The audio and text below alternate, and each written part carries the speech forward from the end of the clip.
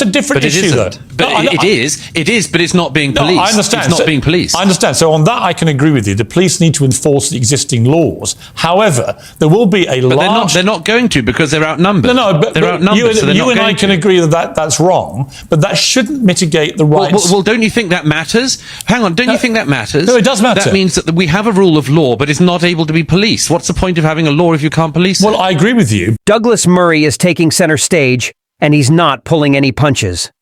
In a fiery face-off with Piers Morgan on Sky News Australia, they lock horns over the pro-Palestine marches and the explosive issue.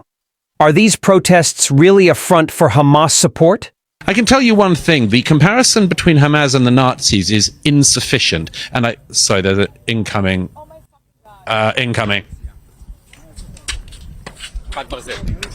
As the tension builds, they confront the big question. When should free expression step aside for moral imperatives, especially in the wake of the Israel-Hamas conflict? Buckle up for Murray's scorching insights in this intense showdown.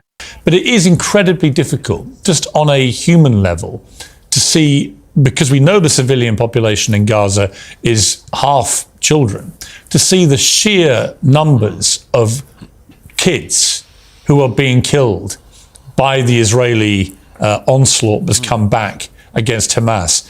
What do you feel about that on a human level? What should we all be feeling about that? The first thing is, should those deaths really be attributed to the Israeli side? We saw the other day, the BBC and other media reported that the people who were lying dead on the street on one of the main routes through Gaza was alleged to be a massacre carried out by Israelis. It turned out it wasn't the case at all. It was Hamas massacring Palestinians fleeing south, as the Israelis had recommended they do. So the question, in a way, that you ask, I would say there's an answer to, which is who exactly is responsible for these deaths?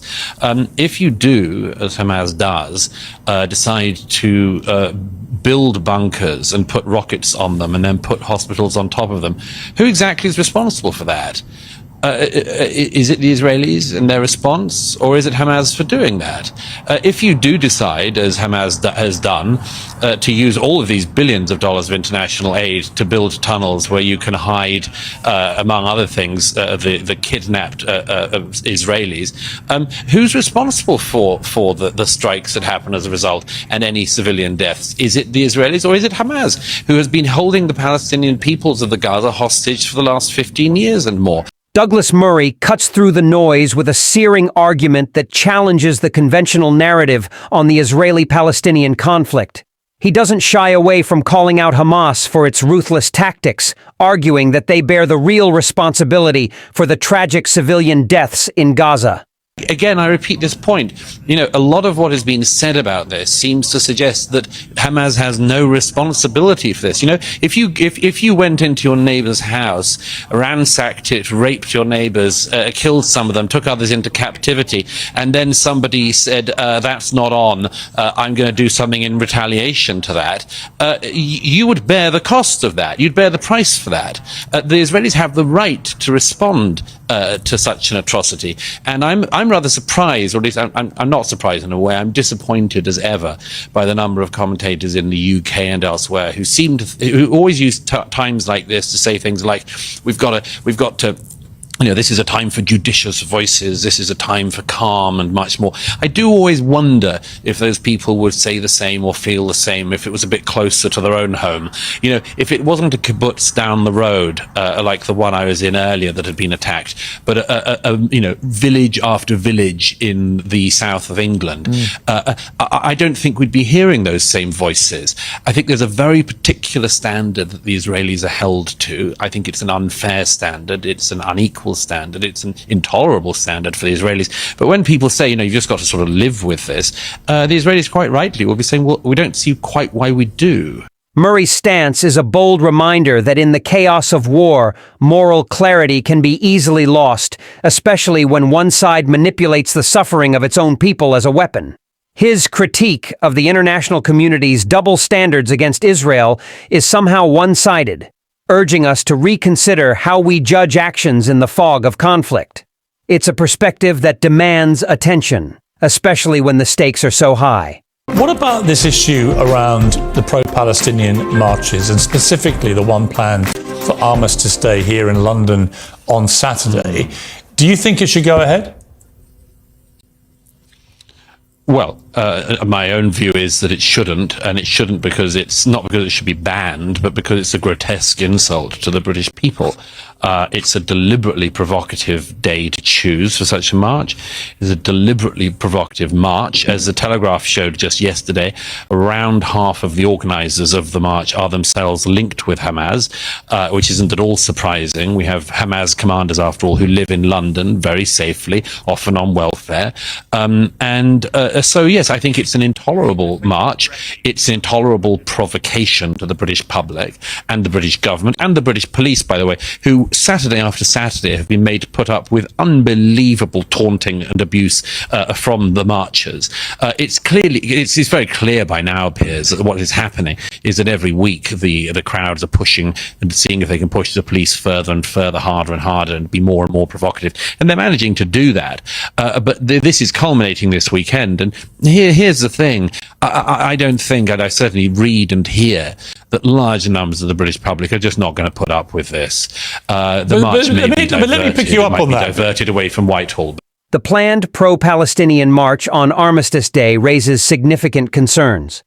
While the right to protest is important, such a march on a National Remembrance Day could be seen as highly provocative. This timing might be perceived as pushing the boundaries of what is acceptable in a sensitive context, potentially escalating tensions rather than fostering constructive dialogue. The choice of day and the nature of the march are stirring controversy, turning what is typically a moment of reflection into a potential flashpoint for conflict. Nicholas Soames actually said something that really made me sit up and take notice and change my mind about it, actually, because he's Churchill's grandson, he's a conservative, and he said strongly yesterday that he thinks the march should be allowed to go ahead because the very freedoms that the people on Armistice Day who we honour, who gave their lives in the wars, they did so to preserve the freedoms of people like those marchers, the ones who are not being violent, the ones who are not showing pro-Hamas stuff. I'm not sure about that. They have a right to protest. We'll try to single those two things out for a second. First of all, I don't regard Nicholas Soames as a sort of hereditary inheritor of the mantle of Churchill just because he happens to be his grandson. Besides what you quoted from Christopher earlier, he would never have said that right extended to supporting terror groups. I mean, we're in a total quandary in the UK, as you know, and it's a despicable quandary to be in. We host Hamas leaders. We have a former deputy prime minister of Iran living in Harrow. We've been at the centre of allowing these people to be in our country and indeed to plot terror from our country for years. So it's always a bit rich to hear the British, I think, lecturing others about being an unsound part of the international security community. As for the actual marches, look, I'm afraid that the rules on this are very, very clear. You are not allowed to glorify terror or call for terror on the streets of Britain. And that existed before the 2006 Terrorism Act banned glorification, and it certainly exists now.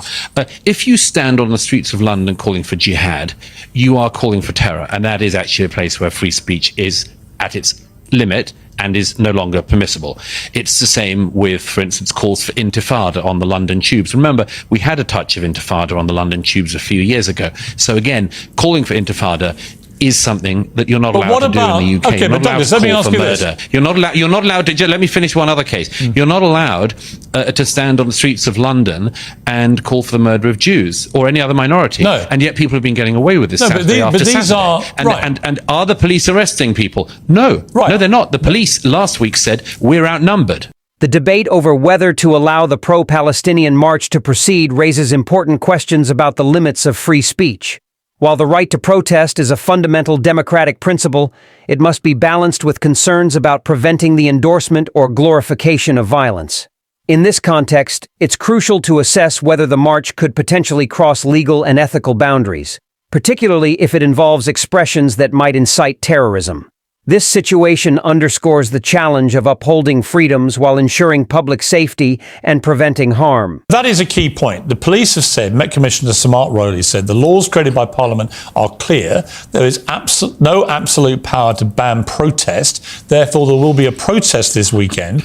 But the laws are also there to stop people brazenly supporting terrorism. So if people were to use a pro-Hamas banner or chant pro-Hamas sentiment, that would be against the current law of this country, and the police should take action. That's a different issue, though. But it is, but it's not being policed. No, I understand. It's not being policed. I understand. So on that, I can agree with you. The police need to enforce the existing laws. However, there will be a large... They're not going to, because they're outnumbered. But they're outnumbered, you and I can agree that that's wrong, but that shouldn't mitigate the rights... Well, don't you think that matters? Hang on, don't you think that matters? No, it does matter. That means that we have a rule of law, but it's not able to be policed. What's the point of having a law if you can't police it? Well, I agree with you, but I also think that there are a large number of those protesters who genuinely are, in their eyes, protesting for peace, and they're pro-Palestinian, and they have a view in the way that you're... I disagree with that. And I'll tell you one reason why.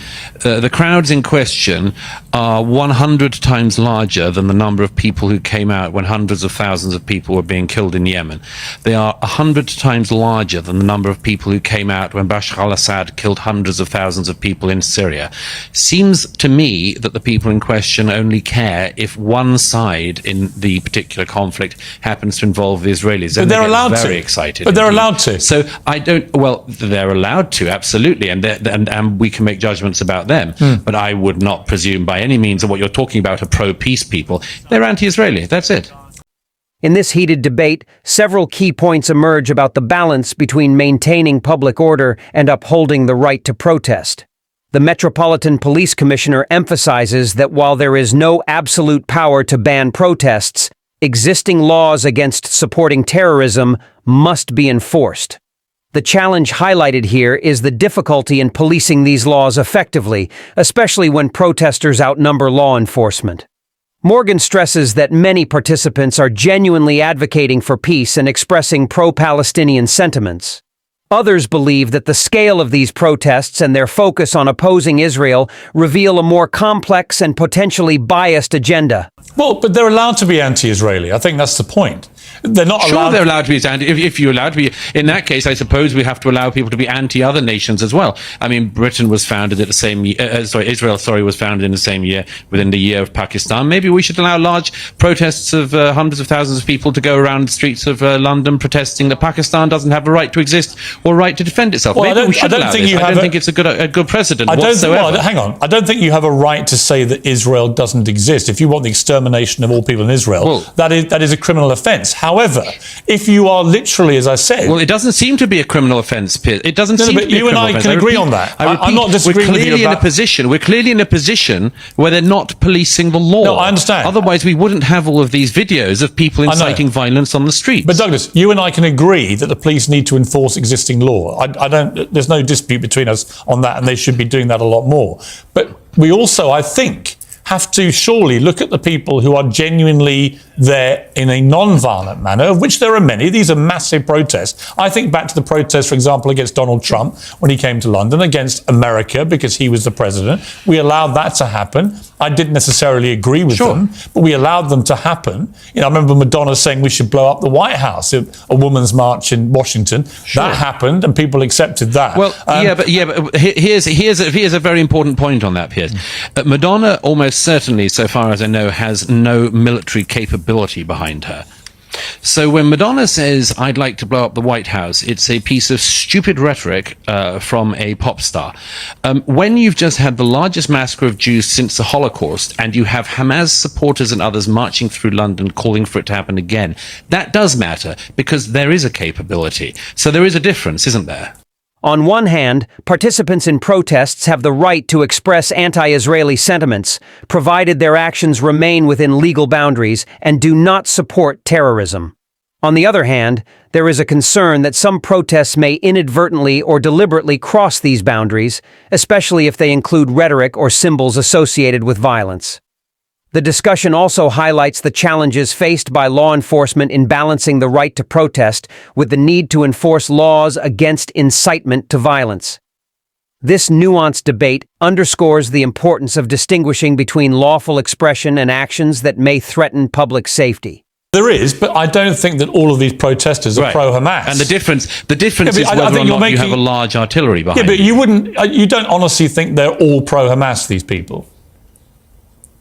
Well, I think that anyone who, for instance, chants things like "from the river to the sea" is in fact yes, but they're not all doing that, or is criminally ignorant. Oh well, they are. I mean, there's masses of videos of them marching past Westminster Abbey last week, saying exactly that. Yeah, but they're not all doing marching it. past the statue of Winston Churchill last I've week, watched the videos, and there are lots of people chanting, and some who aren't. Okay, well, here's a challenge. Okay, well, here's a challenge, Piers. If you decided to go on some kind of march, and in week one you discovered that you had the BNP along your side calling, for instance, for the murder of all black people, would you not wonder whether or not you should go on week two? And would you not drop out by about week three? I'd have thought so. I would. That's a good question. And yes, I would. But that doesn't actually. Good. That shouldn't. Right. So we can tell something about the marchers. Well, you can tell that. You can say that you have a view. Your own opinion is they shouldn't be marching alongside these other people. However, they are still entitled in a free democratic country like ours. And look, I don't have absolute opinions on this. I just think it's a really interesting test of how far free speech goes. Well, one key issue is the presence of controversial slogans or symbols at these marches, which raises questions about the broader implications of allowing such protests to continue. There is also debate about the extent to which participants should be held accountable for the actions or statements of others in the same protest. This conversation underscores the complexity of balancing free speech with the need to prevent the endorsement or glorification of violence, and it presents a challenging test for democratic principles and law enforcement. The interesting test, if I can say so, Piers, is there are limits to this, in fact. You are not allowed to glorify the murder of people on the streets of Britain. You are not allowed to be a member of a prescribed terrorist group in Britain. But I return to the point I made at the start. We allow it. I repeat, we have Hamas commanders living in the UK who take welfare in the UK and use it to commit terror. Why are they not locked up? Because we have laws that we don't pursue. Yeah. We have criminal charges that we don't use. The person in particular I'm thinking of, Mohammed Sawalha, got British citizenship. You're meant to sign a form saying you're a person of good character to become a British citizen. Can you say that somebody who was a former military commander of Hamas in the West Bank is, quote, a person of good character? I'd say not. So again, like the police, like many other people, the border control in the UK doesn't enforce the law, doesn't care to do so. And I repeat, there is a serious problem with this in the UK. Israel, as you can see tonight, can look after itself. I wonder if Britain can say the same. The question arises now. Where should the line be drawn between upholding free speech and preventing the glorification of terrorism? The discussion questions whether individuals linked to extremist groups should be allowed to participate in public protests, especially when their presence could overshadow legitimate expressions of dissent. It raises troubling questions about how effectively the authorities are addressing the presence of individuals with known terrorist affiliations within the country. This situation paints a stark picture of a legal system grappling with the tension between protecting democratic freedoms and ensuring robust national security. Yeah, listen, I understand that point. You've also said it will have to be counted if the march goes ahead because the British public shouldn't have to put up with it. But what does that mean in reality? Yes. You're not endorsing people to go confront them, are you? No, not at all. I would suggest that if the cenotaph, for instance, comes under attack, there should be a peaceful ring of people around the cenotaph to protect it, as with other monuments. And I think that that's what many people will do. I hope they do so peacefully. But as this goes on and as the provocations grow and grow, I'm very, very afraid from what's going to happen this weekend coming in the UK. Personally, I think it's safer in Israel these days than it is in central London, certainly for Jews. The suggestion of forming peaceful protective rings around monuments indicates a desire to safeguard important symbols from potential harm without endorsing confrontation. This approach reflects an effort to balance the need for security with the principle of maintaining peaceful and lawful conduct. The comparison between the safety of Israel and central London underscores the seriousness with which these concerns are being taken, emphasizing the need for careful management of public demonstrations to prevent violence and ensure safety for all participants. What concerns me about what Israel is doing is not their efforts to get rid of Hamas, but because of the particular nature of Hamas embedding themselves amongst civilian populations with the massive amounts of civilian casualties that will inevitably come, and that figure will grow and grow and grow. Are we not, as Barack Obama warned, are we not creating here just an opportunity for far greater radicalization of all those young Palestinians who watched their loved ones get killed? Why would we imagine that at the end of all this, they're going to want to do anything other than to become a new version of Hamas in wanting to exact revenge for what happened to their families? Well, two things. One is, if you just follow the logic of what Barack Obama said, then you just shouldn't do anything. If you're Israel, you should be attacked and just sit back and say, great, we'll wait for the next one.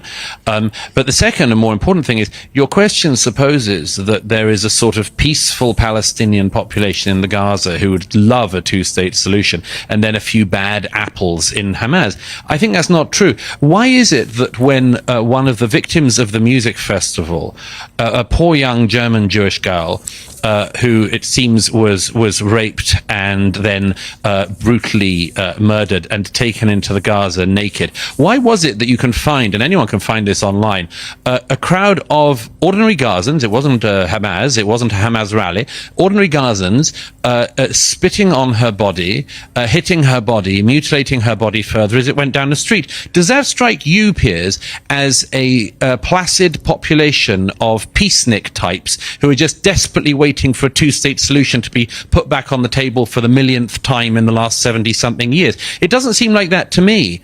As violence continues and civilian casualties mount, there's a serious risk that the cycle of suffering will only breed more extremism and a desire for revenge among affected communities. On the flip side, there's a challenge to the idea that a peaceful resolution is within reach, especially when faced with evidence of deep-seated animosity and brutality from some within the civilian population.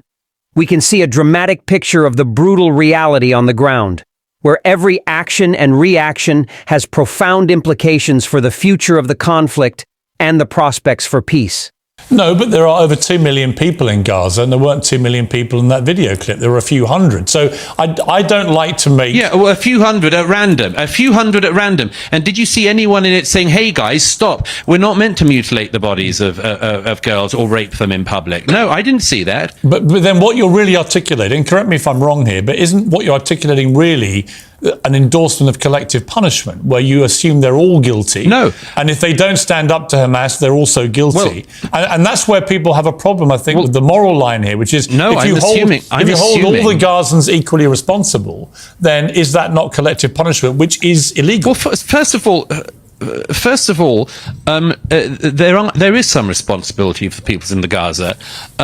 If you elect Hamas and they kill Fatah, and then they remain in power for all of the years afterwards, I'm afraid that there is some responsibility of the people in that situation. You know, when the Germans had Adolf Hitler come to power and voted for him, we in Britain took the view that the German people were responsible in some way. So I'm not for collective punishment per se, but nor am I for this idea that there is something unique going on in the Israeli-Gaza context that we in Britain couldn't understand. Actually, there is one unique thing. In our own history, there is very similar things. But there is one unique thing.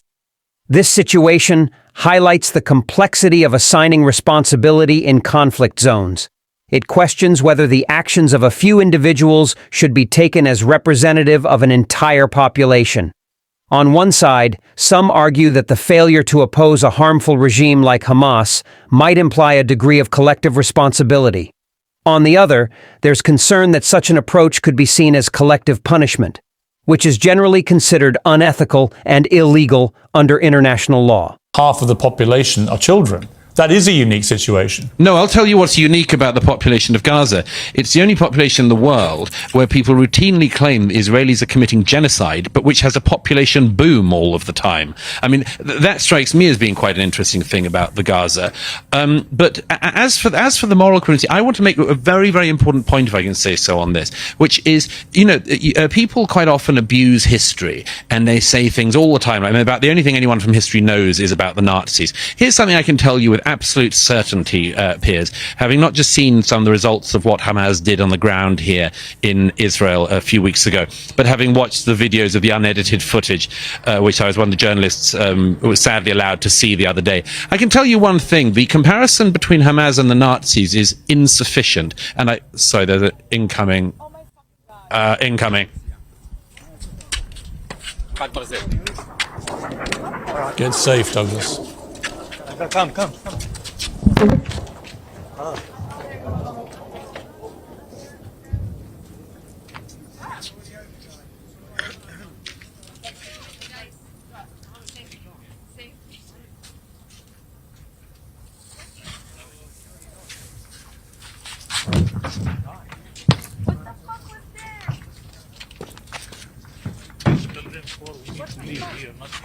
Are you okay, Douglas?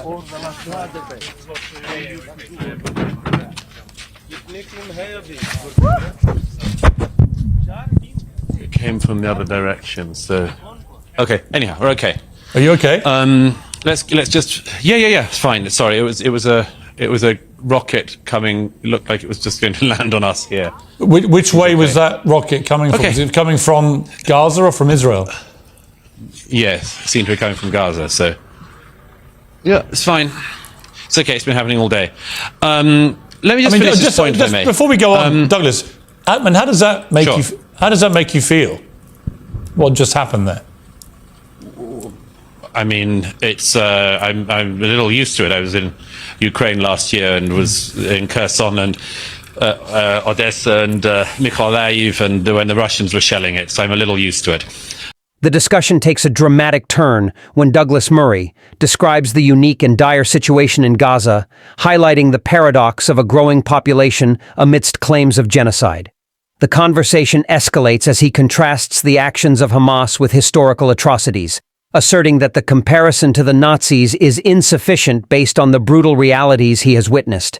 This intense dialogue is abruptly interrupted by a rocket attack, which underscores the immediate danger faced in conflict zones. The thing that struck me, Piers, about seeing the 7th of October footage was that even the Nazis were actually ashamed of what they did. SS battalions who spent their days shooting Jews in the back of the head and pushing them into trenches had to get very, very drunk in the evening to forget what they had done. The Nazi high command famously had to sort of get around the problem of soldier morale because the soldiers knew this wasn't exactly what their lives were meant to look like either. I tell you one very big difference. If you look at the footage, the raw footage, and I really hope people don't on a wider scale have to view what I viewed the other day, if they see it, they will see something that is at least as barbaric as what the Nazis did. But here's the difference. They did it with glee. They were deeply proud. You see people trying to, taking the head off a young Israeli man with a shovel and then calling their parents back in Gaza and telling them, Father, I've killed 10 Jews with my own hands. Get mother on the phone. I want to tell her how great a job her son has done. I come back to this thing. I'm not exaggerating this. It's very, very interesting, and people need to realize you had this situation with the Nazis, where they also were a genocidal anti-Semitic organization, but they tried to cover their crimes up.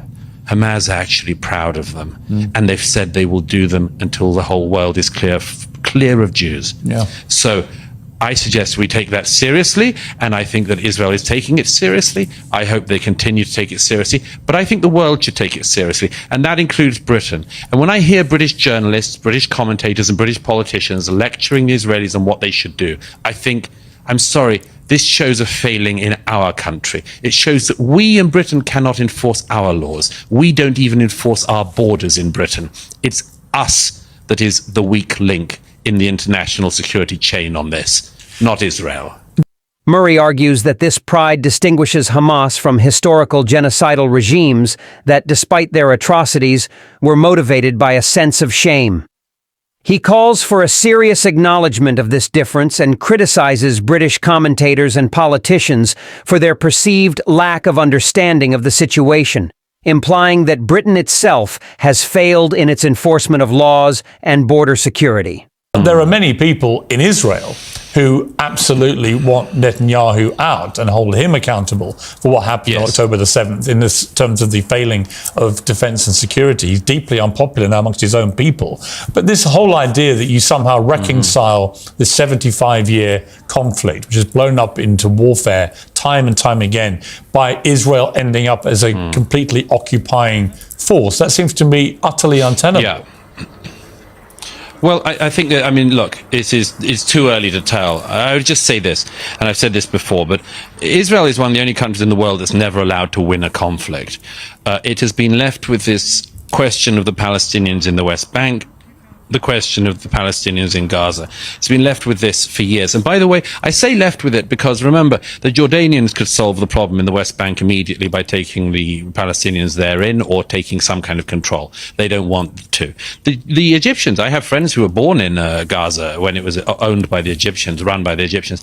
The Egyptians could solve the Gaza problem tomorrow by allowing the Gazans into Egypt or taking control of the Gaza themselves. Nobody wants the Palestinians people. And there's this endless mistake that is being made, and it has been made all my lifetime certainly, which is that there's this unsolved problem, but it is the job of the Israelis to solve it. What is happening behind me is a demonstration of the fact that it is an insoluble problem that the Israelis keep being told to solve. Gaza, ever since the Israelis left it in 2005, could have become Singapore. It could have become a thriving place. But Hamas didn't want that. They wanted to turn it into a place. Instead of building upwards, they built downwards. Instead of building great buildings, they built great tunnels. This is a tragedy for the Palestinian peoples, but it's one that has been brought on them by groups like Hamas, who do not want a settlement in this war. Murray emphasizes the complexity and persistence of the conflict, arguing that Israel is often unfairly expected to resolve it alone, despite broader regional and historical dynamics. He highlights the reluctance of neighboring Arab states to absorb Palestinians or take responsibility for resolving the situation. Murray points out that Gaza, despite the potential for development, has been hindered by Hamas's actions and priorities, which he believes undermine the prospects for peace and stability in the region. This debate brings to light the intense struggle between safeguarding democratic freedoms and confronting the harsh realities of terrorism. It forces us to grapple with the complexities of the Israeli-Palestinian conflict and challenges the roles of neighboring states and media in shaping the narrative. How do you think we should navigate the fine line between protest rights and public sensitivity? What role should neighboring states play in resolving such conflicts? Share your views in the comments box.